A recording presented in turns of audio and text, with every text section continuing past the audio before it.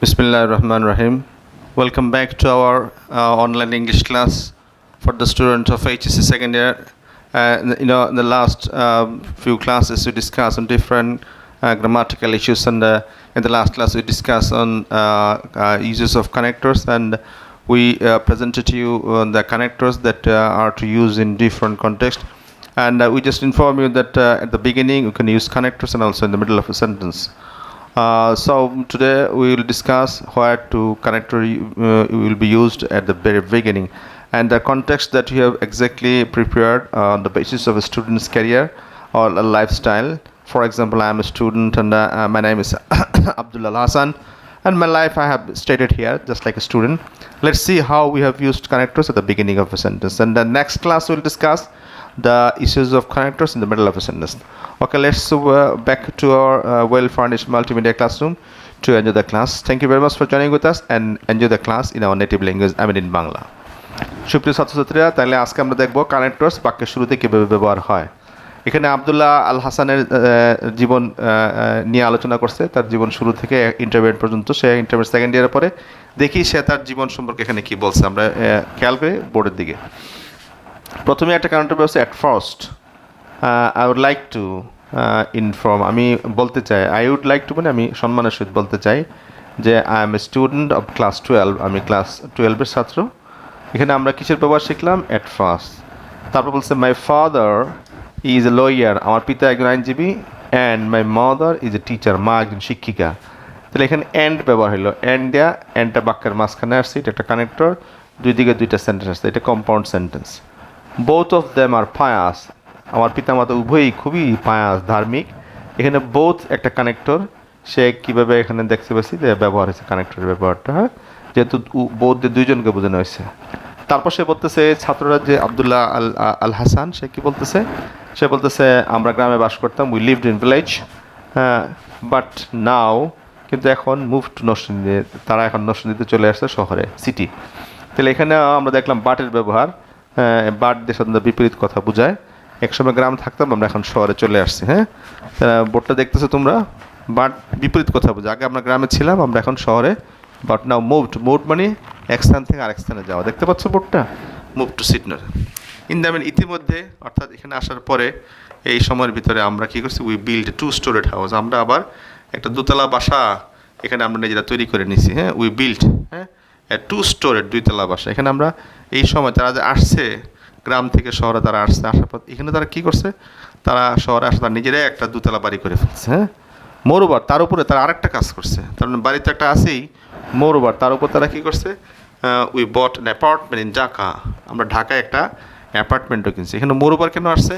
বাড়িতে একটা আছেই, তারপর আরেকটা বাড়ি কিনছে তারা, যার ফলে এখানে মোরওভার হবে। একই রকম কাজ দুইটা হয়ে গেলে তাহলে এটা আমরা মোরওভারই বলবো। হ্যাঁ, একাধিক, এটা অতিরিক্ত। Moreover we bot an apartment, আমরা একটা অ্যাপার্টমেন্ট কিনছি ইন ঢাকা, ঢাকা। হ্যাঁ, তারপর তার জীবন সম্পর্কে কিছু কথা বলতেছে যে হোয়েন আই ওয়াজ 15, যখন আমার বয়স 15 ছিল, আই প্লেড ক্রিকেট মাচ, আমি অনেক বেশি খেলতাম ক্রিকেট। এখন যদি ইন্টারমিডিয়েট সেকেন্ড ইয়ারের পরে বয়স আমরা ধরে নিচ্ছি 17, সে 15 বছর বয়সের কথা বলছে। When I was 15 I played cricket much, আমি অনেক বেশি ক্রিকেট খেলতাম।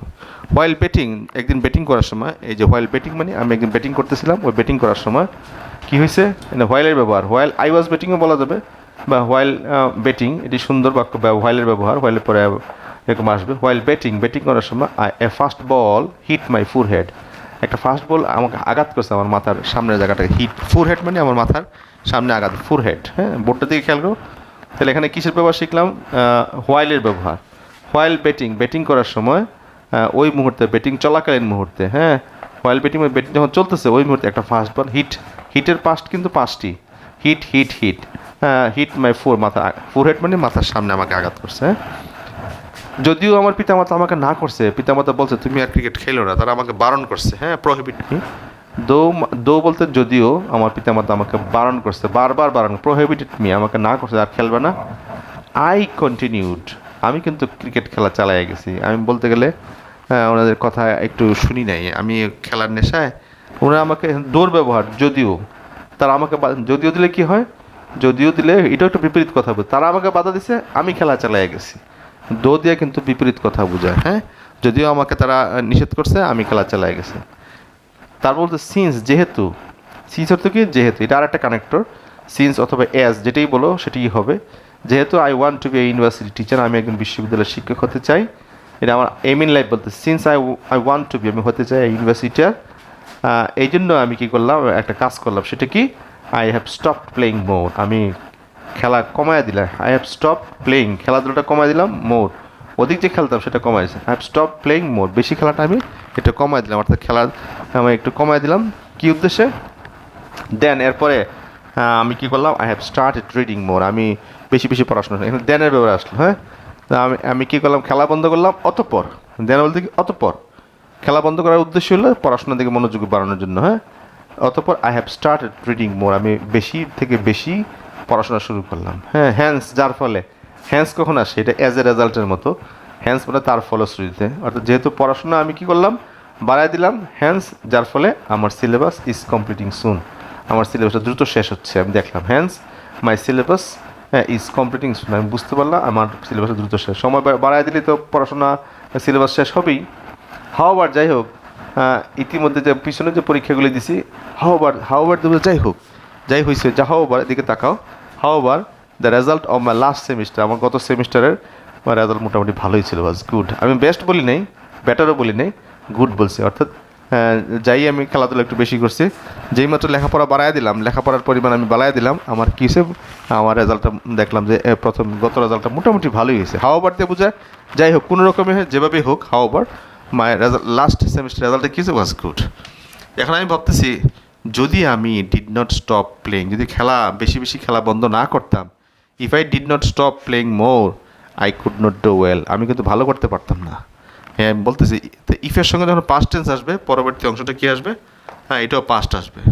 If I did not stop, যদি আমি খেলা বন্ধ না করতাম, করা অর্থে আছে, তা আমি ভালো ফলাফল করতে পারতাম না, তা পারা কুড নট হয়েছে, ক্যানের পাস্ট টেন্স, পারতাম না, পারা ইংরেজি কুড, ক্যানের পাস্ট, আর যদি আমি অধিক খেলা বন্ধ না করতাম, আমি ভালো রেজাল্ট করতে পারতাম না। পারফর্ম মানে করা, ডো ওয়েল, ডোর পরিবর্তে পারফর্ম দিলাম, সাধারণত লেখাপড়ার বিষয়ে পারফরমেন্স আসবে। আচ্ছা, লাস্টে এরপর ভাবতেছি, হোয়াট ইফ, কী হইতো যদি, হোয়াট ইফ অর্থ কী হইতো যদি, বা কী হবে যদি, বা কী হইতো যদি আমি ফেল করতাম গত পরীক্ষায়, I failed in the last exam, last semester, কী হতো যদি আমি লাস্ট সেমিস্টারে ফেল করতাম, আমার উপায় থাকতো না, হ্যাঁ, Allah saved me, who is always kind, হ্যাঁ না, একটা ব্যবহার আসতে পারে, Allah saved me, who is always kind, হুটা এখানে বাক্যের মাঝখানে আসছে, কমপ্লেক্স সেন্টেন্স হয়েছে, এটা একটা কানেক্টর, আগামী ক্লাসে এটা আলোচনা করব।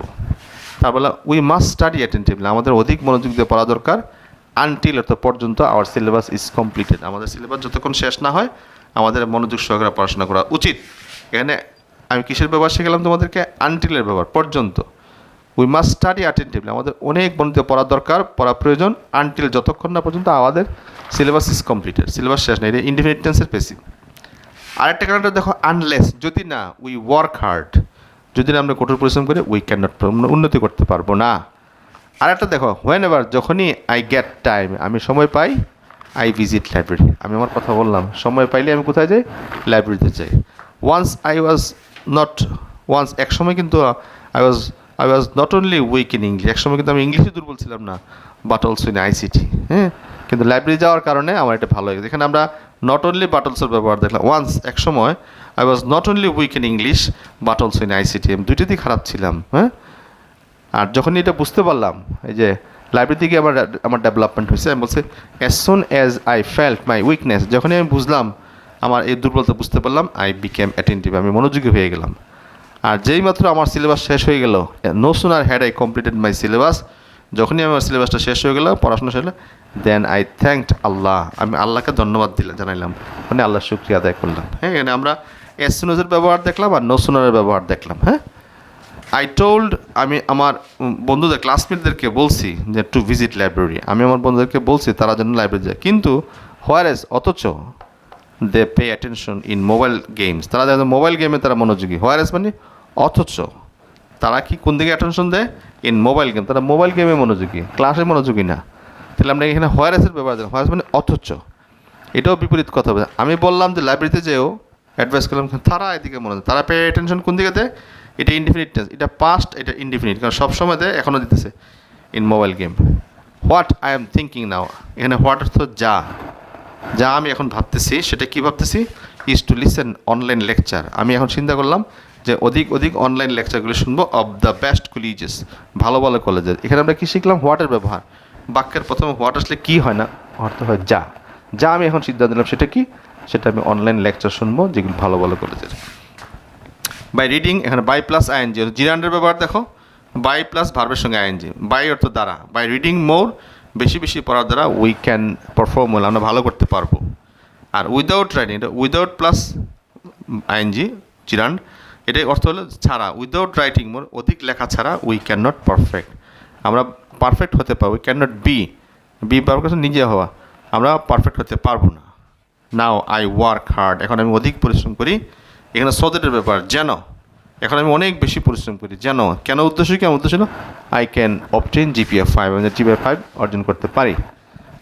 আই এম সো ডিটারমিন, আমি এতই প্রতিজ্ঞাবদ্ধ যে, আমি এখন বর্তমানে এত প্রতিজ্ঞাবদ্ধ যে I am ready to study 16 our day, আমি এখন কী করতে পারি?